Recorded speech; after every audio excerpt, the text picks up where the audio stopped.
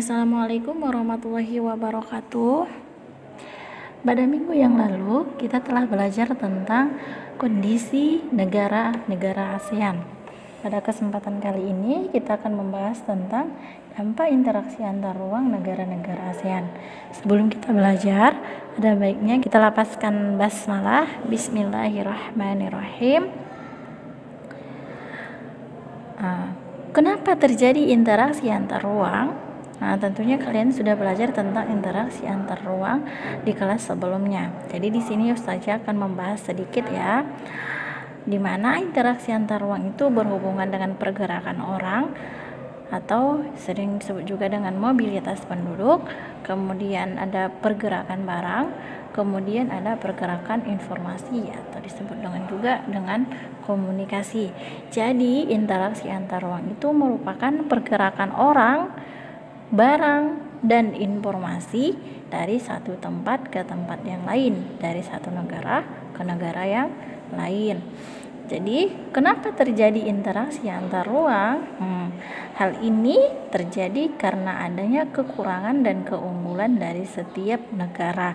Tentunya kekurangan ataupun keunggulan tersebut dimiliki oleh masing-masing negara sangat berbeda-beda, sehingga dilakukan interaksi untuk saling melengkapi. Interaksi antar ruang itu bisa jadi antar negara-negara ASEAN, contohnya seperti Indonesia dengan Malaysia, bisa Indonesia dengan Singapura, bisa Indonesia dengan Thailand, bisa Indonesia dengan Filipina, bisa Indonesia dengan Myanmar atau negara-negara lainnya. Di sini kita akan membahas dua pengaruh interaksi. Yang pertama pengaruh interaksi terhadap perdagangan, yang kedua tentang pengaruh interaksi terhadap penduduk. Yang pertama kita bahas tentang pengaruh interaksi terhadap perdagangan. Kalau kita berbicara tentang perdagangan, berarti kita berbicara tentang ekonomi ya. Kegiatan perdagangan antar negara ASEAN adalah suatu cara untuk memecahkan masalah yang timbul dalam keterbatasan pemenuhan kebutuhan setiap negara-negara ASEAN. Seperti yang tadi, bahwasanya setiap negara itu memiliki kekurangan dan keunggulannya masing-masing. Jadi, untuk melakukan atau untuk memenuhi kebutuhan setiap negara, maka dilakukan sebuah perdagangan untuk saling melengkapi sebuah kebutuhan. Dalam perdagangan ini, negara ASEAN atau negara anggota ASEAN ini membentuk program yang disebut dengan MEA atau Masyarakat Ekonomi ASEAN. MEA ini dimulai pada saat konferensi tingkat tinggi ASEAN yang dilaksanakan di Kuala Lumpur pada tahun 1997. MEA ini merupakan program yang memiliki pola untuk mengintegrasikan ekonomi ASEAN dengan cara membentuk sistem perdagangan bebas antara negara-negara anggota ASEAN. Berarti dalam program MEA ini adanya perdagangan bebas yang tidak lepas dari impor dan ekspor. Kemudian kita lihat bagaimana sebenarnya tujuan dari program MEA ini. MEA ini bertujuan untuk meningkatkan daya saing kawasan, mendorong pertumbuhan ekonomi, menekan angka kemiskinan, dan untuk meningkatkan standar hidup masyarakat ASEAN. Jadi semua tujuan-tujuan dari program MEA ini berhubungan dengan ekonomi agar negara ASEAN itu bisa lebih maju lagi. Kemudian ada 4 pilar dari pembentukan MEA.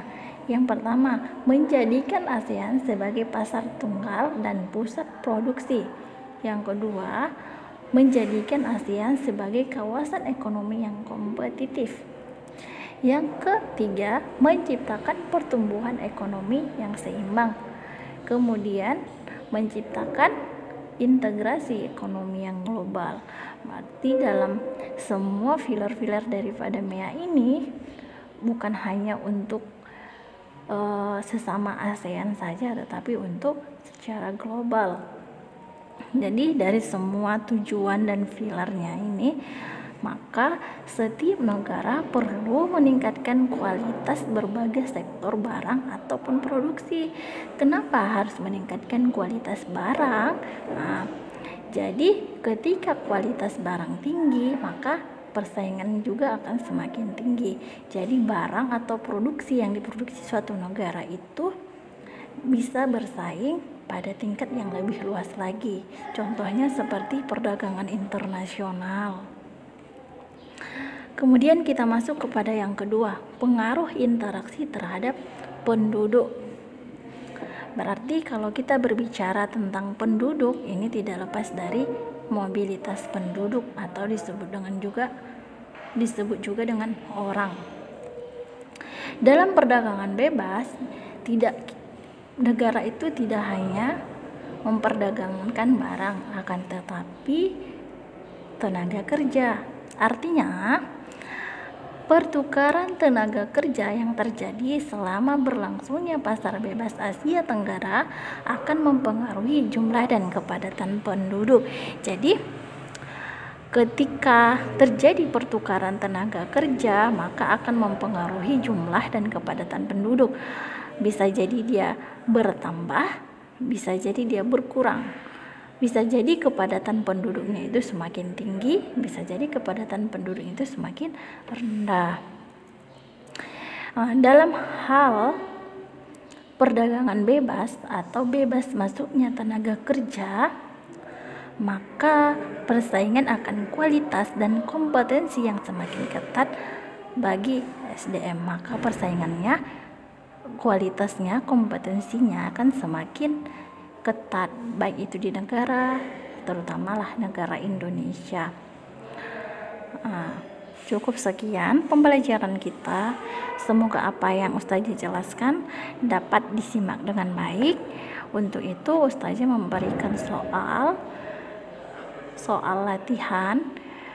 Yang pertama, coba jelaskan mengapa suatu negara harus menciptakan kualitas barang dalam menghadapinya. Yang kedua, jelaskan secara singkat mengenai hubungan kualitas sumber daya manusia dengan persaingan dalam perdagangan bebas Asia Tenggara. Sekian dan terima kasih. Wassalamualaikum warahmatullahi wabarakatuh.